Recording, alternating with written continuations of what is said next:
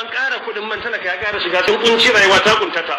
kuma kuɗin da aka ƙara a haka ake tatsan ɗan ataba an ƙara kuɗin mai opel an ƙara kuɗin mai a tatse shi a kullum a ci 200-300 a cikin kuɗi wai na rara da aka ce an janye a haka a tare biliyoyi kuma wani ne ya hau kansu ya kwanta. To yan uwa wannan maganan kowa ya san me yin wannan maganan an san matsayinsa yanzu a Najeriya minista ne yana caccakan cewa an ci bashi na me bashi na 2.7 trillion aka ci bashi to a yanzu a gwamnatin da kake ciki kake minista trillion nawa aka ci bashi ya fito yayi magana a da kun ga yayi amfani da mimbarin siyasa yayi amfani da mimbarin addini dan ya isa me ila ghardihi ad-dunyawi ya isa zuwa manufansa na duniya sai yayi amfani da mimbarin addini duk bala'in da mutane suke caki a ƙasar nan na tsadar rayuwa tsadan abinci tsadan kaza tsadan komai talaka yana shan wahala amma ba ku ji ya taɓa fitowa ya yi magana ko so ɗaya ba saboda me yanzu ya zamanto part of the system shi ma ɗaya ne daga cikin system ɗin da ake tafiya in ya zagi system ya zaga har da kansa da aka yake addu'a duk wanda yake kokarin ya ga Najeriya ta ruguje Allah ya tozarta shi saboda me yanzu ya zamanto ɗaya daga cikin Najeriyan shi ma yana tafiya akan wannan system din ɗaya ne gashi duk musiba tsadan mai tun da ake kafa gwamnatin Najeriya an taɓa tsadan mai irin tsadan da ake yi yanzu a wannan gwamnatin a yanzu haka garuruwa da dama tun shekaran jiya kai tun kusan kwana 3 da suka shige babu mai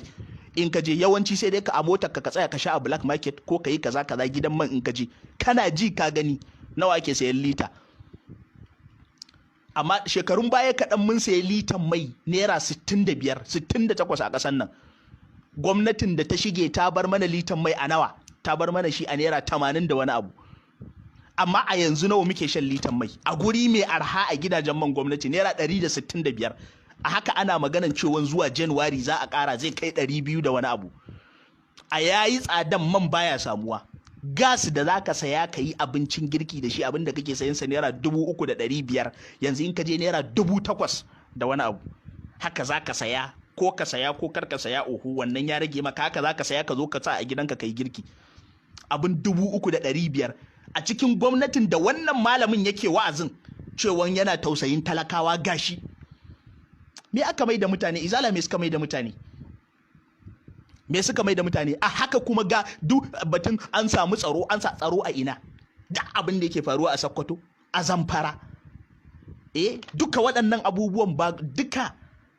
fi sabilillahi wa rasuli amma a haka zaka ji wai ga wani malami Kabiru Gombe wai ya fito yana Buhari ya ba ku dan shugaban kaza ga shugaban wane ne kaza dan Kano ne shugaban wane ne kaza dan Sokoto ne shugaban wane ne kaza da idan Allah ya je ya tambaye shi ya tsayar da shi ce mai zai yi Buhari da na baka mulki ka nada shugaba sai Allah sai ce Allah ni na nada dan Bauchi kaza na nada dan Kano shugaban tsaro na nada dan kaza misali ya gaya wa Allah haka ya tsira saboda me ba za su iya gaya wa shugabanni gaskiya ba gwanda su tafi a haka duk bala'in da za a shiga su in za a ba su aljihunsu jama'a su shiga ba komai bane su yi amfani da mimbarin addini dan su isa zuwa manufansu duk wannan kukan da yake yi din talaka ya shiga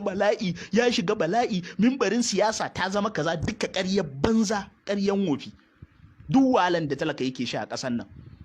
abinci wanda talaka zai samu ya ci ma wai dan musiba komai na ƙasar nan shigo da shi ake riga da zan sa komai ka gani ake waye da ni komai ka gani shigowa da shi ake yi amma abin da ake wa talaka kyashi kar a shigo da shi talaka yayi kokari shine shinkafa aka toshe boda ka je ka noma wanda kuma komin ki komin so rayuwar nan Allah mutane biyu yayi in Allah yayi wasu manoma wasu Allah yayi su maciya ne akwai manoma akwai maciya ba zai taba yiwa a zama duk ɗaya ba su masu cewa kar a shigo da shinkafan gwamnati shinkafan gidan suke ci a gidansu